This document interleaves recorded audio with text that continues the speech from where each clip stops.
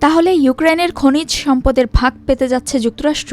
জানা গেছে, খনিজ চুক্তি নিয়ে ইউক্রেন ও যুক্তরাষ্ট্র আলোচনার চূড়ান্ত পর্যায়ে রয়েছে। খোদ ইউক্রেনের উপপ্রধানমন্ত্রী ওলহা স্টেফানিশিনা সামাজিক যোগাযোগ মাধ্যমে দেওয়া এক পোস্টে একথা বলেন বলে জানিয়েছে বিবিসি।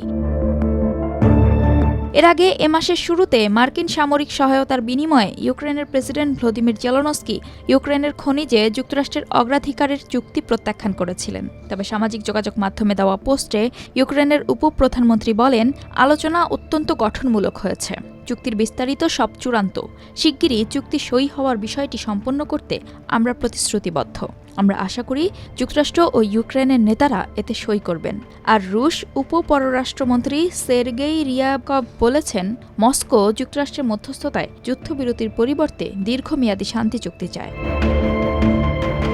২৪ ফেব্রুয়ারি ইউক্রেনে রাশিয়ার হামলা শুরুর ৩ বছর পূর্তি হয়েছে। দিবসটি উপলক্ষে ইউক্রেন কিয়েভ সম্মেলনের আয়োজন করেছে।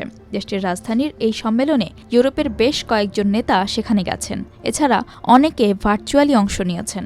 ইউরোপের নেতারা ইউক্রেনকে আরও বেশি সহায়তার আশ্বাস দিয়েছেন।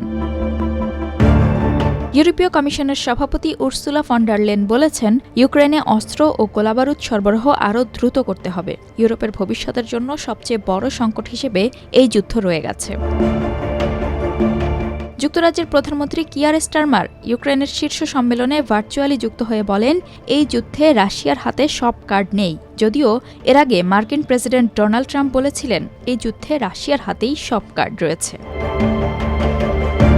সম্মেলনে ইউক্রেনের প্রেসিডেন্ট জেলেনস্কি বলেন, পুতিন আমাদের শান্তি দেবেন না, কোনো কিছুর বিনিময়ে তা পাওয়া যাবে না। আমাদের শক্তি, প্রজ্ঞা, ঐক্য ও সহযোগিতার মাধ্যমে শান্তি অর্জন করতে হবে।